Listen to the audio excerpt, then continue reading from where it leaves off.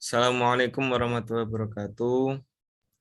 Waalaikumsalam warahmatullahi wabarakatuh. Waalaikumsalam warahmatullahi wabarakatuh. Alhamdulillahirabbil alamin wa bihi nasta'in wa la umuri dunya waddin. Assalatu wassalamu ala asyrafil anbiya wa mursalin sayyidina wa maulana Muhammadin amma ba'du. Yang saya hormati dosen pengampu mata kuliah Tafsir Ahkam Dr. Haji Fauzan Zenrif MAG dan seluruh teman-teman yang sudah menyempatkan waktunya mengikuti diskusi hari ini. Pada hari ini saya akan menjelaskan tentang Quran Surat Al-Baqarah, yaitu yang khususnya pada ayat 153 yang menjelaskan tentang cara mengatasi masalah. Mungkin bisa dilihat dari judul saya, yaitu cara mengatasi masalah dalam penelitian Surat Al-Baqarah ayat 153. Pada Quran Surat Al-Baqarah ayat 153 yang berbunyi, Ya ayyuhalladzina amanu sta'inu bisobri wassalah, innallaha ma'as-sabirin, yang artinya, wahai orang-orang yang beriman, mohonlah pertolongan kepada Allah dengan sabar dan sholat, sungguh Allah beserta orang-orang yang sabar.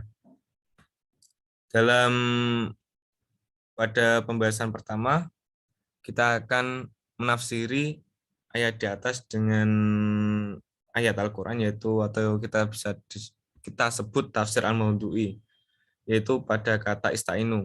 Kata istainu dalam Al-Quran disebutkan sebanyak 3 kali, yaitu pada ayat 153 tadi.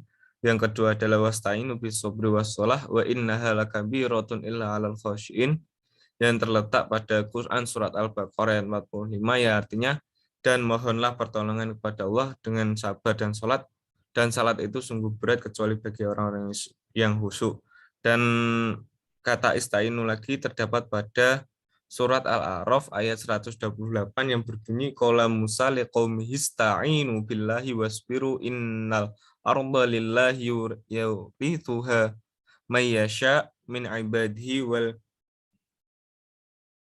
uqibadil muttaqin, yang artinya mohonlah pertolongan pada Allah dan bersabarlah, sungguhnya bumi ini milik Allah dan wariskannya pada siapa saja yang Dia kehendaki di antara hamba-hambanya, dan kesudahan yang baik adalah bagi orang-orang yang bertakwa.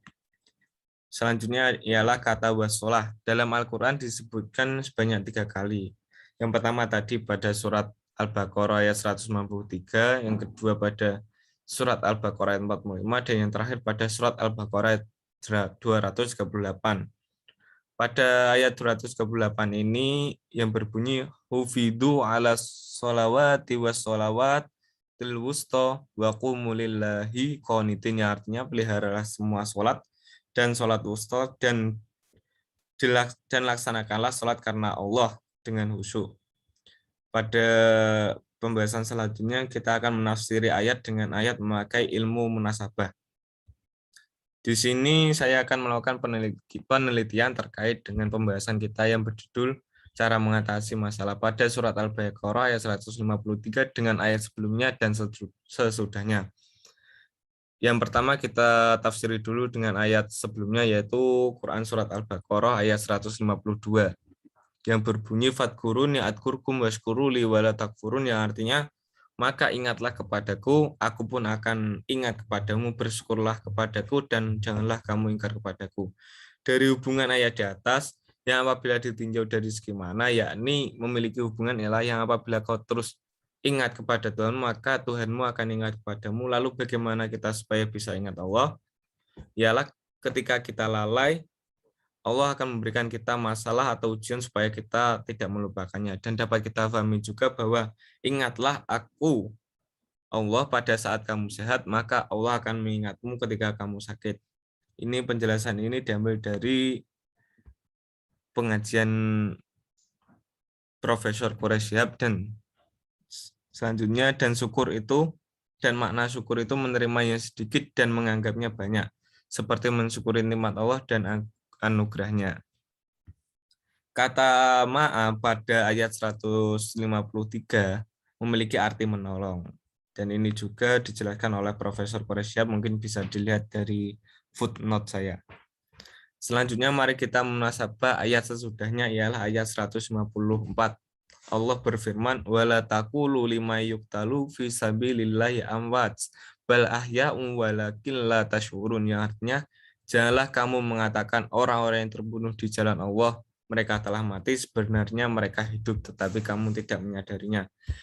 Dilihat dari segi maknanya dapat kita artikan bahwa ayat tersebut memiliki makna yang berbeda atau tidak ada keterkaitan dengan ayat sebelumnya, yaitu ayat 153.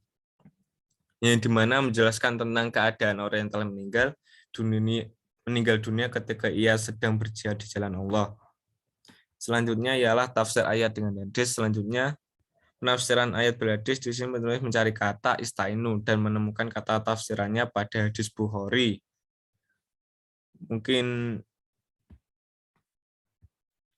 yaitu pada syarah Al-Adlan. Dan kata istainu ini yang memiliki arti ala tahmilu ma yastaqbalukum minal balaya wal masoibi, ialah terangkat ala tahmilu ma yastaqbalukum, mungkin seperti itu. Mungkin cukup itu aja yang dapat saya sampaikan, kurang lebihnya mohon maaf. Wassalamualaikum warahmatullahi wabarakatuh. Waalaikumsalam warahmatullahi wabarakatuh. Mungkin dari teman-teman ada yang ditanyakan atau ada yang kurang paham? Ini saya. Iya, silakan Mas Hanu. Bukan pertanyaan sih, sedikit koreksi tapi. Siap Mas Hanu. Ini penelitiannya masih ada yang kurang, yakni di bagian pendahuluan kata pengantar gitu belum ada kan? Ya Mas Hanu, belum ada. Daftar isi. Nah, itu yang penting itu. Ya dari saya itu. Ya mungkin nanti bisa saya benahi sambil saya kumpulkan. Nah, mantap betul. Mungkin untuk teman-teman yang lainnya.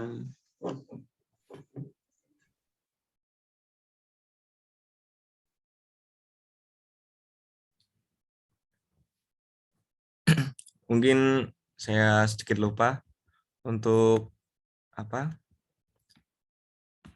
namanya itu. Bentar, saya lihat dulu. Untuk kesimpulannya mungkin saya ambil begini ya.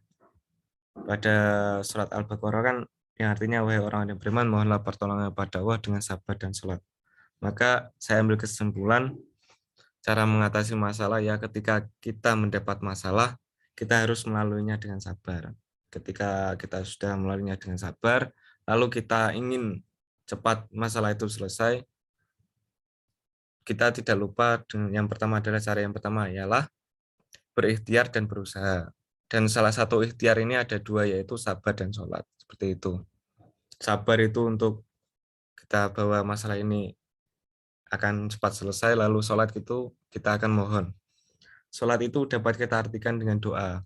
Dan penjelasan saya ini juga disampaikan juga oleh Profesor Quresyab. Gitu.